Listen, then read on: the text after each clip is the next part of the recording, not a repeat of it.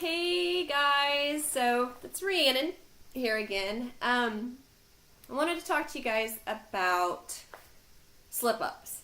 So if you've gone 2 or 3 weeks, a month, let's not go over a month because that might be a thing. 2 or 3 days, a week, up to a month, where you have gone without drinking. And this is something that you plan to do, and you knew that you wanted to either not drink for a certain amount of time or you wanted to quit drinking. And say after 2 or 3 weeks, you end up slipping and you have a glass of wine, or you have a beer at a party, or whatever. I get that a lot on my Purposely Sober page. More people will be like, I did it again. I get to week 3 every time, and I have a drink. I don't know why I do it. I'm frustrated with myself. I'm disappointed with myself. I don't know why I do it. I always tell them it's okay. I'm not excusing it, and I'm not giving you the thumbs up to get to that point and feel like, oh, it's okay because, it's okay. Like, Rhiannon will tell me it's okay. It's not really a problem. It's not great. Ideally, we would always want to, stick to what we say, but that doesn't happen. We try to do a diet, and we're not going to have any, cookies. In the lifetime span that you're going to be alive, you're probably going to have another cookie.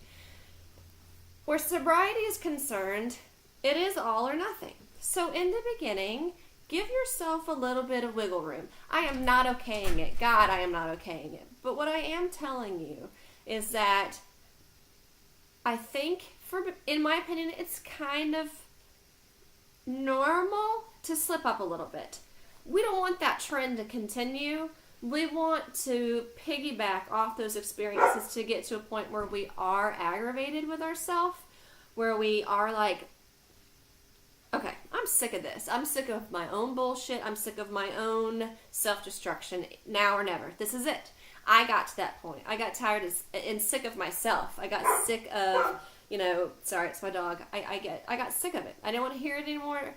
I don't want to hear my own excuses. So after a few years, and God, I hate that. It did take me a while to get to the 9 months of sobriety that I'm at now. It was not easy. It did not happen overnight. It took me literally, Olive, no.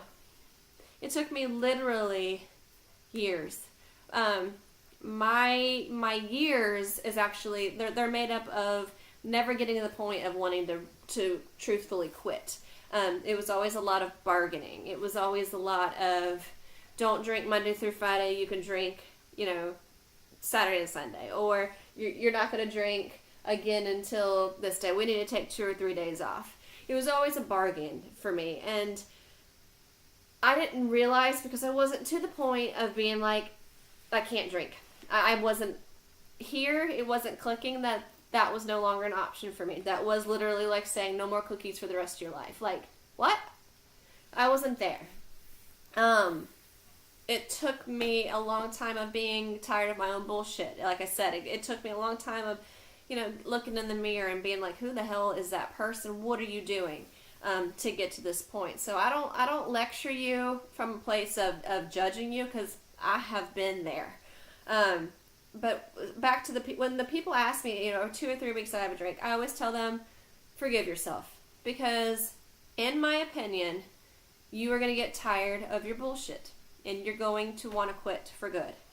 Is everyone like that? No. And I would assume that is where, the AA and the rehabs come in.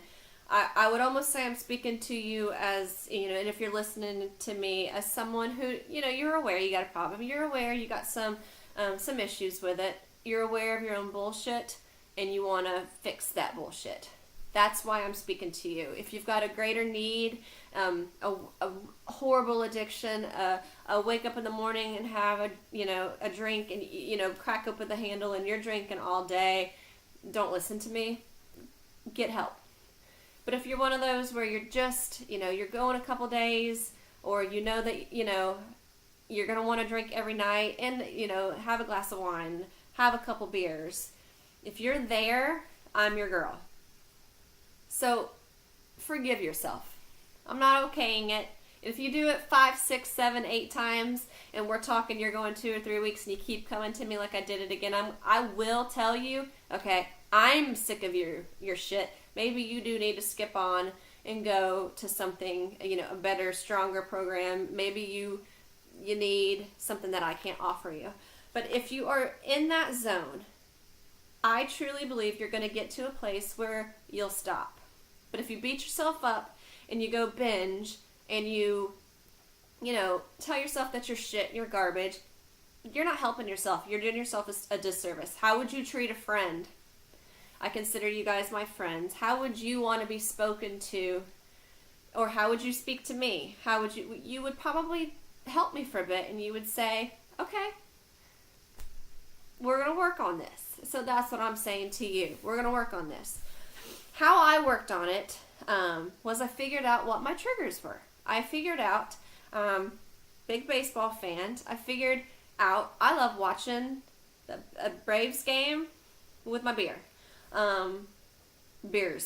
I loved dancing, and I had my beers. I loved going to concerts with my vodka and tonic. I developed habits over 40 years of being alive that it just became instinctual to me. It was like walking. So if I was going to go to a concert, I was going to have a drink. So what this is and what we're doing is we're going to spot our triggers, because that's why you drank after 3 weeks. You did good, and then you cheated, and you had a cheat drink. So let's figure out what got you to wanting that cheat. Where were you? What were you watching? What was going on that day?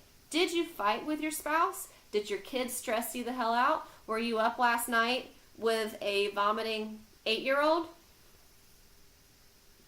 Is that what got you to want that drink? Did your boss yell at you?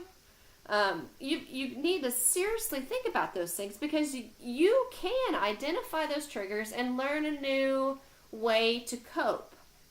And here's another, this is my point of view. Non-alcoholic beer was a lifesaver in the beginning for me.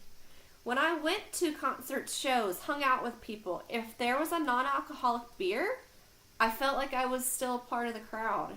It was a Band-Aid, and in a good way. I didn't bleed on myself. I didn't have any messes, because I was able to have a non-alcoholic beer, and I forgot that it was a non-alcoholic beer, and I still went out and danced. It's a placebo effect. I think if you really look at it that way, and what is wrong with that? What is wrong with having a mocktail or a fake beer if it gets you home safe? Because you're not going to get a DUI from your fake beer or your mocktail. You're not going to make any bad decisions. You're not going to get in a fight with someone. You're not going to, go home with the wrong person.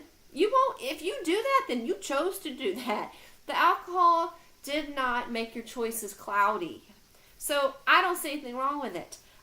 Like I said, I realized it was just a placebo effect. I still had a great time.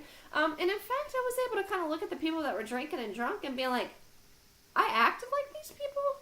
Holy shit. You start becoming aware of that bullshit. That bullshit that you're sick of, and you start seeing it in other people's behavior, and you're like, I don't miss it, And that's what I want for you. I want you guys to get to a point where you realize, this is stupid. And you break the habit, because you absolutely can. It is just realigning these thought processes and these habits that you have formed. And again, I know everyone doesn't funnel down into this cookie cutter little mold that in my mind happens. I know that people have worse problems, and I know that it's not everyone's able to compartmentalize things like I am. But if you're in this zone and this is resonating with you, come along. Listen to me. I did it. I want you to understand that while it's not great that if you had the plan to quit and you had one after 2 or 3 drinks, or 2 or 3 weeks, that I'm saying, oh, it's okay. I'm not coddling you, and I'm not enabling you. What I'm telling you is, learn from it, do some investigating, work on it, write down what was going on that day, and try like hell not to do it again. And don't get mental. And if you go again for 3 weeks and you're at the 3 week mark and you're like, am I going to do it again? Am I going to drink? Shut up. Call me. Text me. Let's talk. Do something different. Okay? Change the habit. Listen to one of the books that I talk about. There are so many good books on Audible because reading for me, I swear I'm ADD. It's hard to have a book open. Audible, pop it in, listen to it while I'm, in traffic, and it helped me. That is what got me through the first couple of weeks. Literally, were these women that were talking about what I'm talking about, and I was like, holy shit, I'm not alone. I'm not fucking alone, and I'm not fucked up, and I can do this. There are people like me that did this.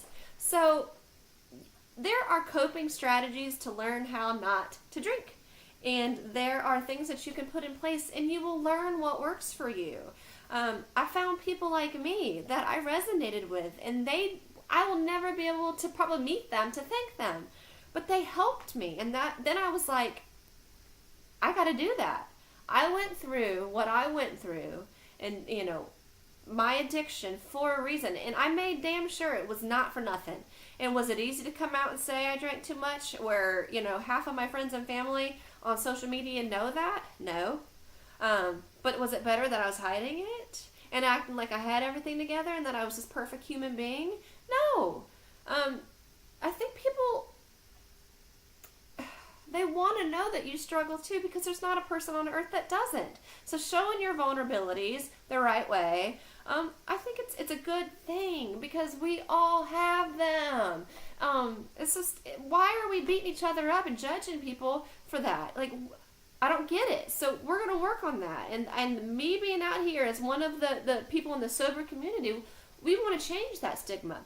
It's not right. Golly, and the other thing is alcohol culture. Like, y'all pay attention.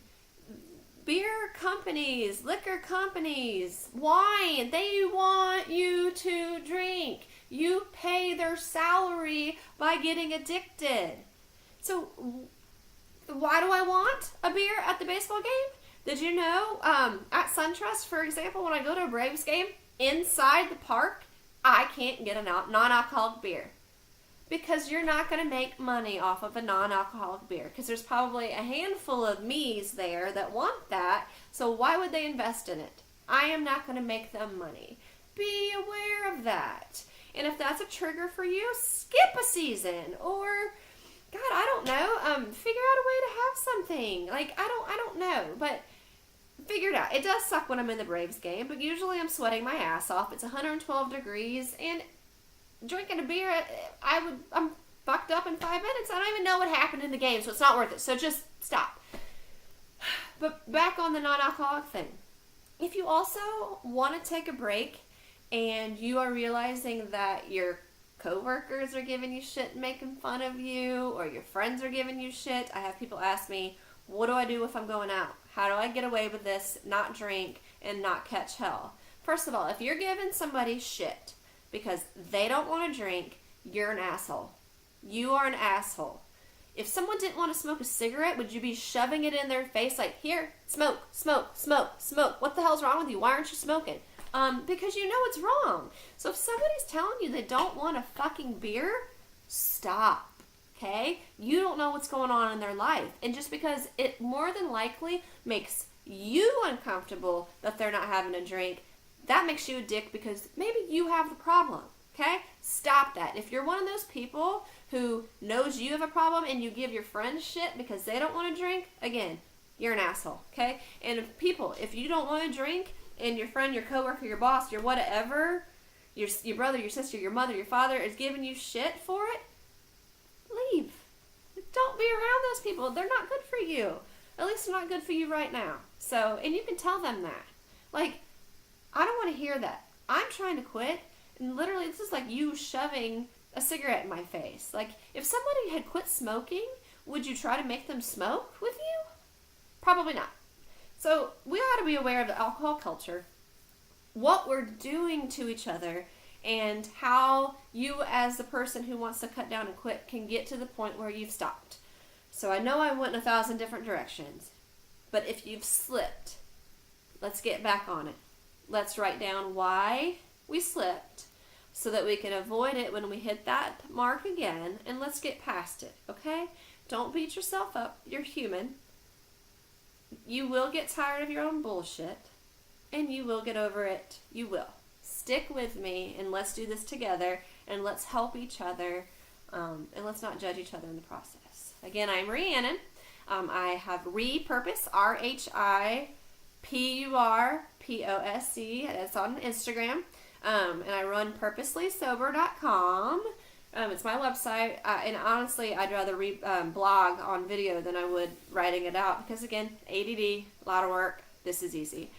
So thanks for following me on YouTube. Please feel free to share with someone. And again, I am not a doctor. I don't play one on TV. If what I say helps you, great. And if it doesn't, then take the parts that you like and, discard the rest. But thank you, and I appreciate you guys very much, and I hope that you all have a really good day.